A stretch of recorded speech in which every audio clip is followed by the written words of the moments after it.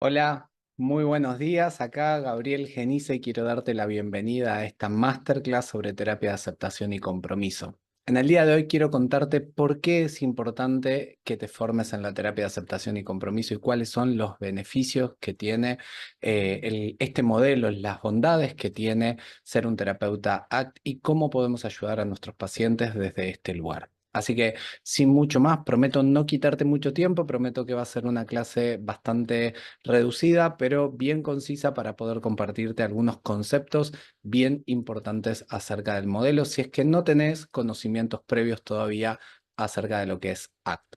Te voy a compartir pantalla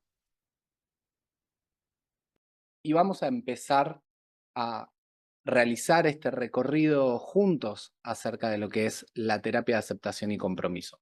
Por eso mismo vamos a empezar con esta primera pregunta que tiene que ver con, ok, ¿qué es la terapia de aceptación y compromiso? Pero antes de llegar a esa pregunta y de poder darte una respuesta, necesitamos sí o sí ir algunos pasos para atrás. ¿Sí? Por lo tanto, necesitamos que entiendas cuál es el contexto de cómo surge y por qué surge la terapia de aceptación y compromiso. Quizás, tal vez, hayas escuchado alguna vez hablar de las tres olas de las terapias conductuales o las tres generaciones. Terapia de primera generación, segunda y tercera. Así que vamos a hablar brevemente acerca de qué se trata eso. Vamos a hablar de las tres olas de la terapia de la conducta. Así que vamos a empezar por la primera ola de las terapias conductuales. Si nosotros nos ubicamos en tiempo y espacio cuando hacemos un recorrido acerca de la historia de la psicoterapia, podemos hacer dos grandes movimientos o dos grandes distinciones. En un primer momento podemos hablar de lo que es la psicoterapia clásica, que tiene que ver con su desarrollo desde sus orígenes, allá en el 1800, con el psicoanálisis principalmente, hasta la década de los años 70. ¿Sí? En la década de los años 70 se dan una serie de eventos, principalmente tres, que marcan un antes y un después en la psicoterapia. ¿Cuáles son esos tres grandes movimientos? Bueno, en primer lugar, lo que tiene que ver con el desarrollo y el advenimiento de la terapia cognitiva. En segundo lugar, el desarrollo de la psicoterapia basada en la evidencia. Y en tercer lugar, los movimientos o el desarrollo de los modelos integrativos en psicoterapia. Esos tres grandes movimientos en la historia de la psicoterapia llevaron a pensar en que ha habido un cambio en la forma de entender, de hacer, de practicar y de trabajar en la psicoterapia y de desarrollarla, y por lo tanto, de ahí en adelante empezamos a hablar de la psicoterapia moderna.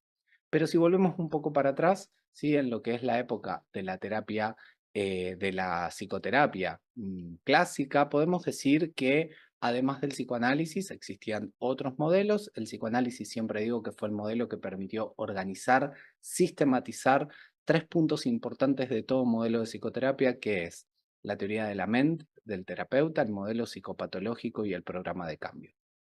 La terapia de la conducta, por otro lado, nació en un momento de la historia en que la psicología, en que el conductismo surgía con fuerza como reacción a las terapias de corte psicoanalítico, como les venían contando, nacidas con Freud.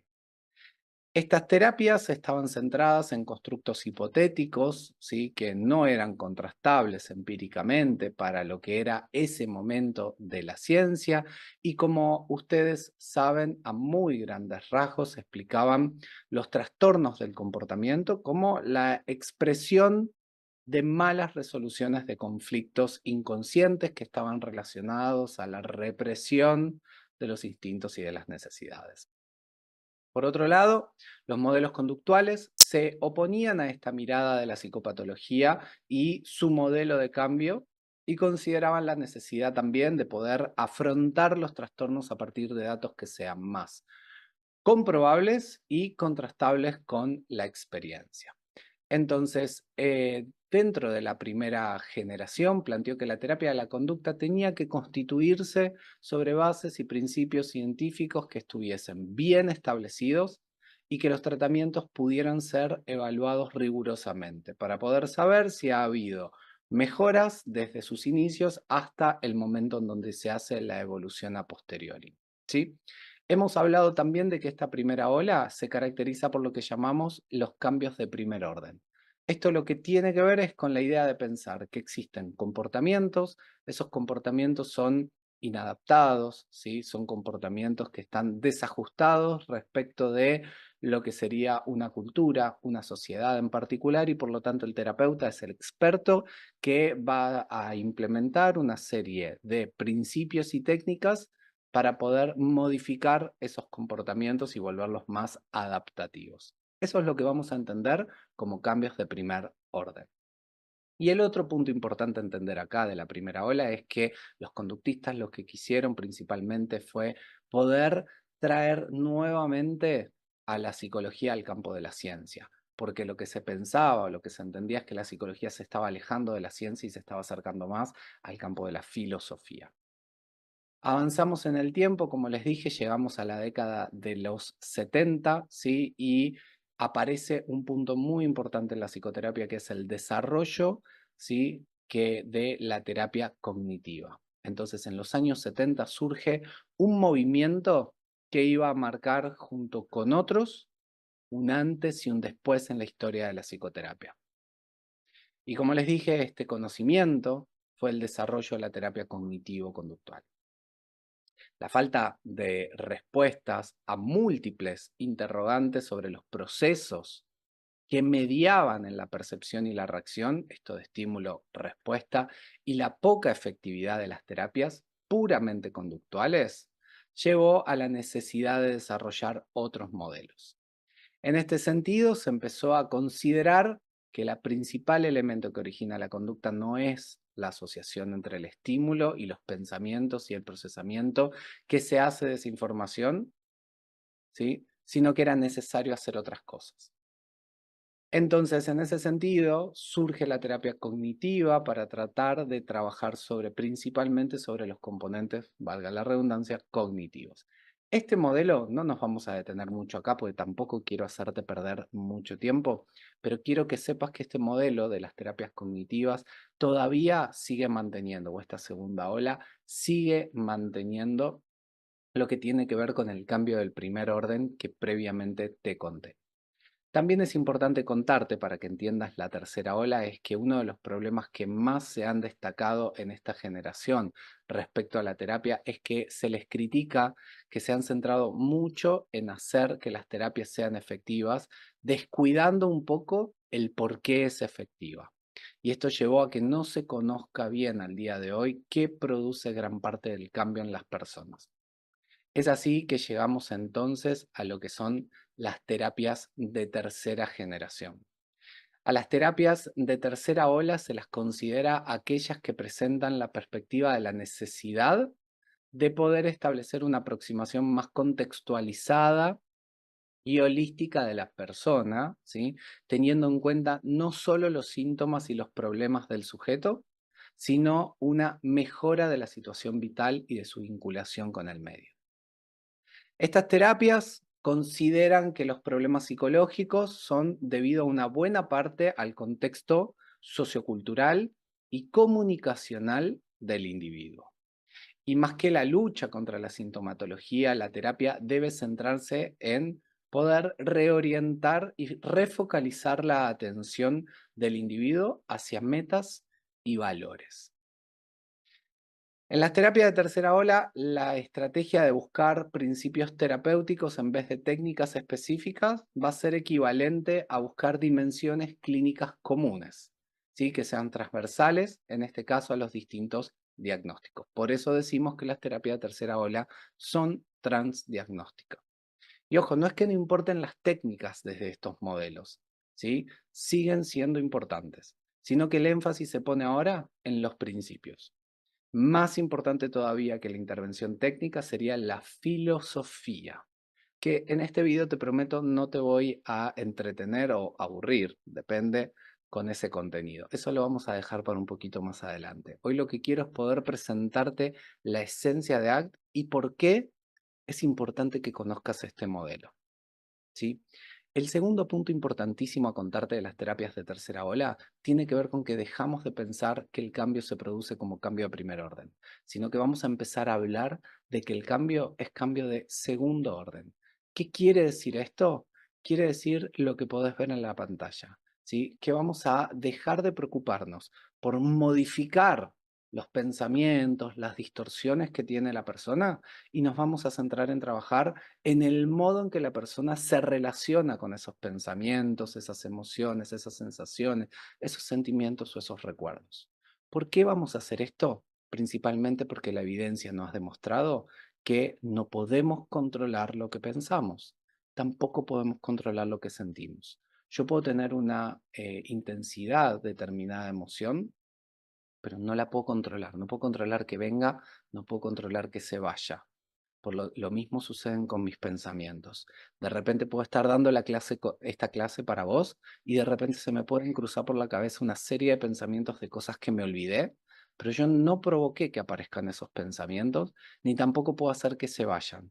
En todo caso, lo que hago es concentrarme en la cámara, en este caso, en mirar la cámara y en poder estar hablándote a vos que estás del otro lado de la pantalla y centrándome en eso, porque en este momento yo elijo hacer eso y porque en este momento para mí es importante estar transmitiéndote esta información. Todo esto que aparece aquí en mi mente puede esperar. Avancemos un poco más con la clase. Entonces, ahora sí llegamos a esa primera pregunta y es, ¿qué es la terapia de aceptación y compromiso?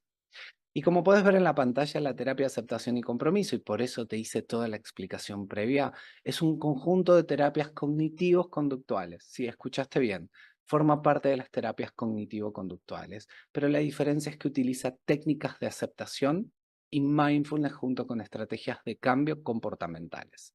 ¿Sí? El objetivo es poder ayudar a las personas, el objetivo general más amplio de ACT es poder ayudar a las personas a vivir una vida en línea con lo que tiene sentido o es importante para esa persona.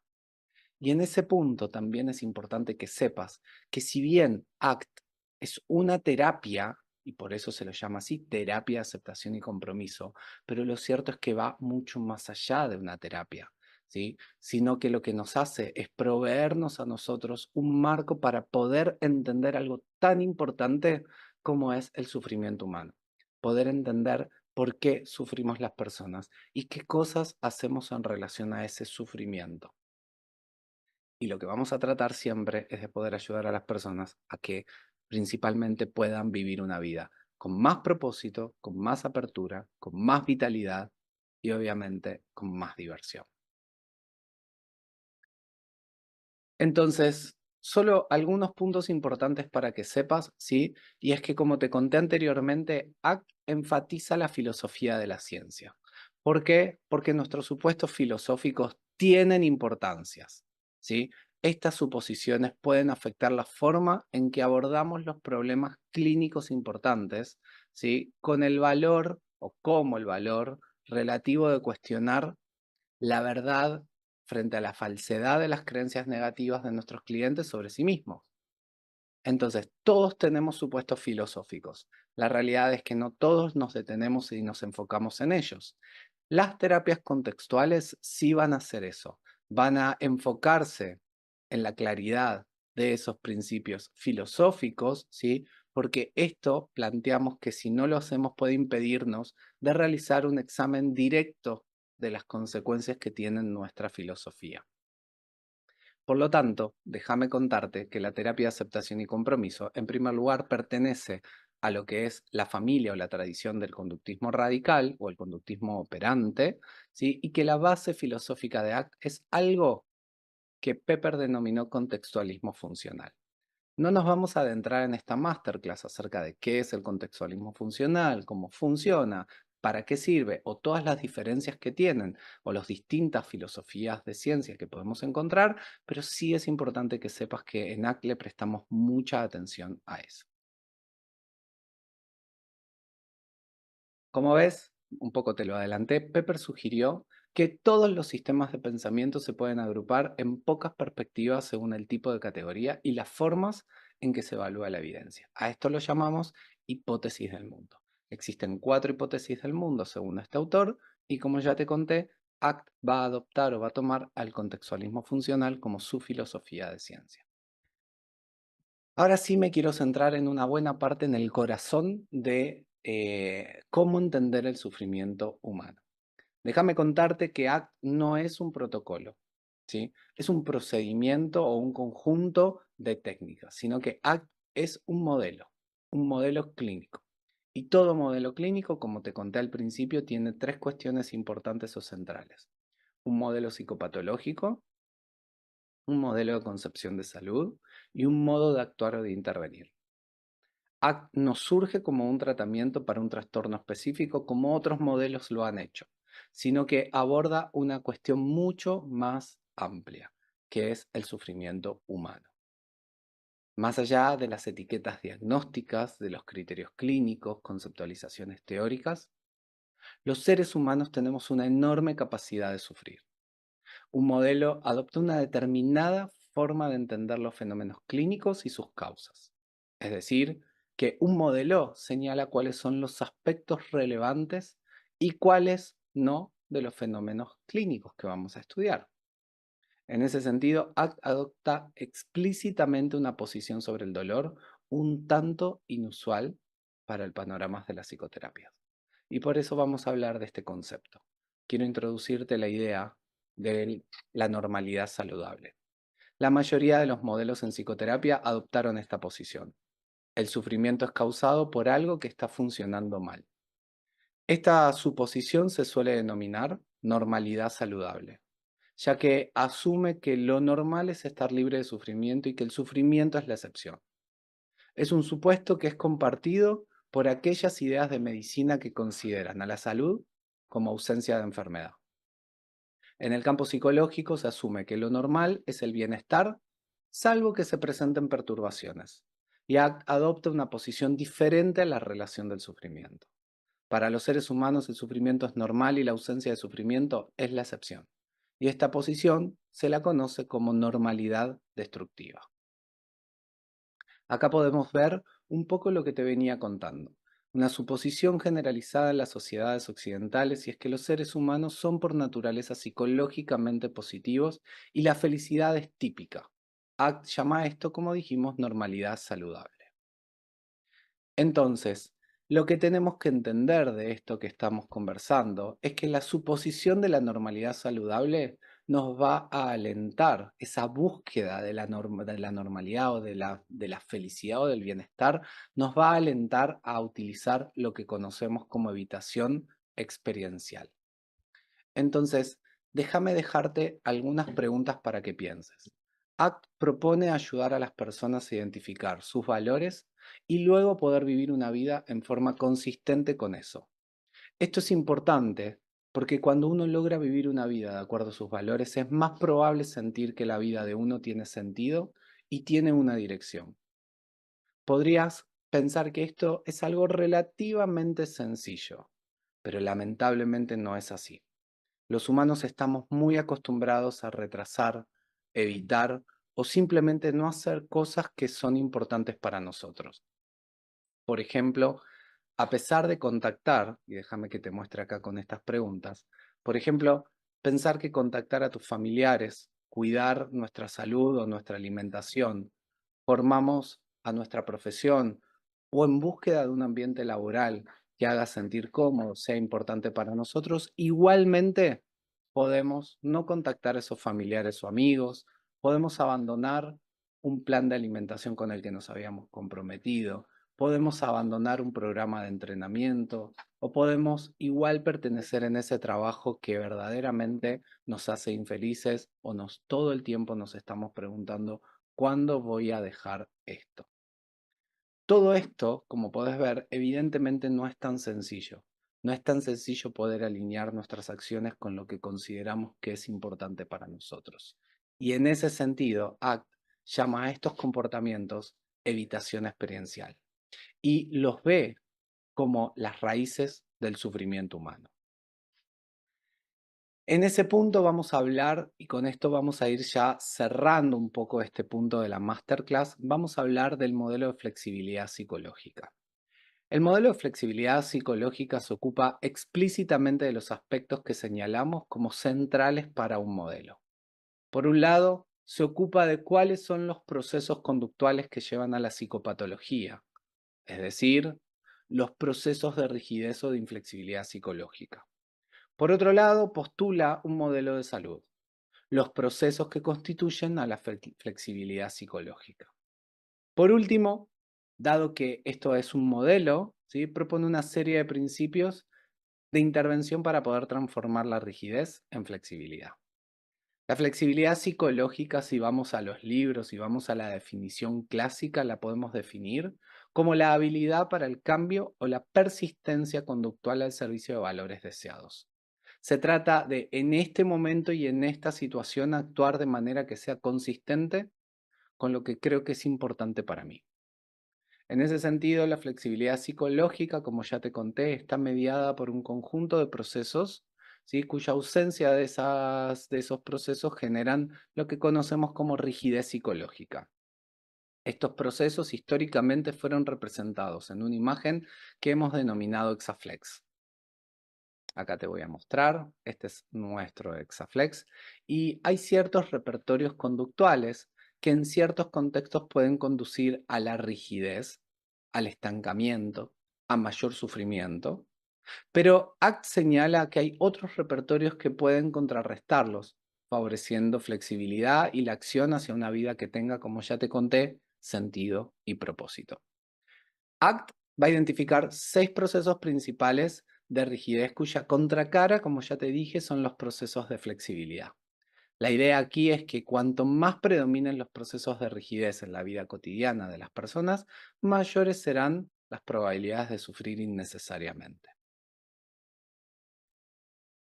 Entonces, la tarea del terapeuta ACT es generar un contexto que pueda favorecer la adquisición y la utilización de las habilidades para poder promover mayor flexibilidad y encaminar una vida hacia los valores personales. Ese es el contexto que vamos a tratar de generar constantemente dentro de un programa de tratamiento basado en terapia de aceptación y compromiso. Entonces, como ves acá, el modelo de flexibilidad psicológica es una herramienta clínica de extraordinaria utilidad y su principal utilidad es la de proporcionar una forma de conceptualizar cualquier motivo de consulta en términos de las 6 dimensiones que forman parte del Exaflex y del modelo de flexibilidad psicológica. Por último, ¿sí?, para cerrar con esta masterclass que, como te digo, es una pequeñísima introducción al modelo, déjame contarte que actualmente el modelo de terapia de aceptación y compromiso cuenta con más de 1000 estudios de investigación que avalan su eficacia y su efectividad. Por lo tanto, hoy por hoy podemos decir que es un modelo que cuenta con mucha evidencia y que claramente es un modelo basado en evidencia. Ha demostrado efectividad para trabajar con ansiedad, con depresión, con consumo de sustancias, con dolor crónico y con una amplia gama de situaciones clínicas.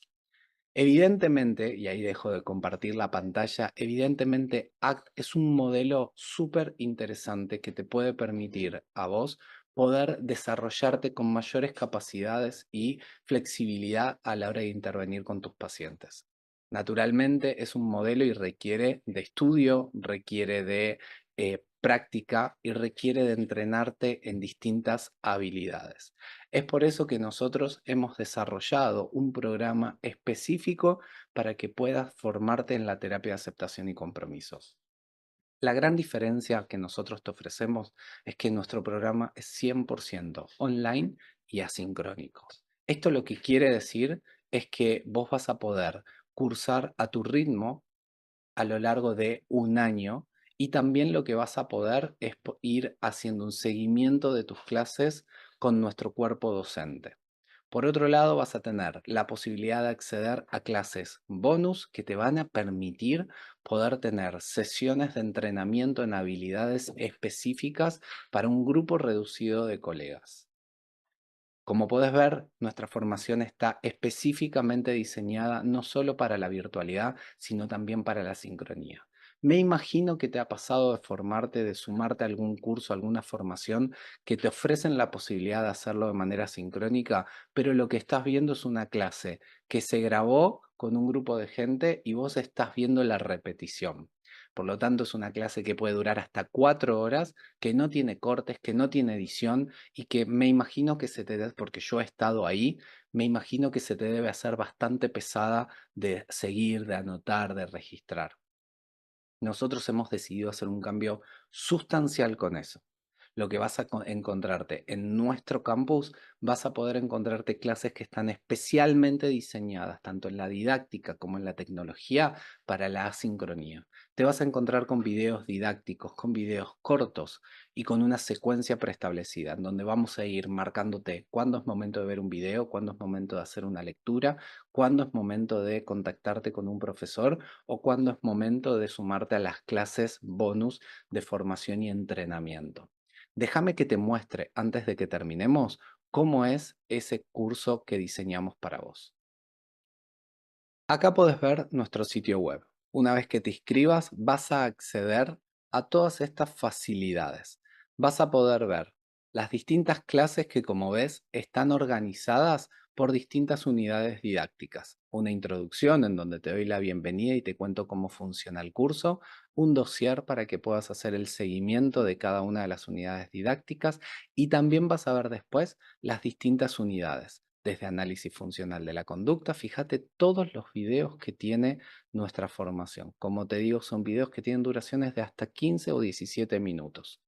Tenés todos los videos armados y para que los puedas hacer un seguimiento. Vas a tener también PDF de la clase para que puedas seguir con el PDF en la mano y no te pierdas. Y también vas a ver capítulos de libros o bibliografía específica de la unidad. Así con cada una de las clases. Acá tenemos el siguiente, que es teoría de los marcos relacionales.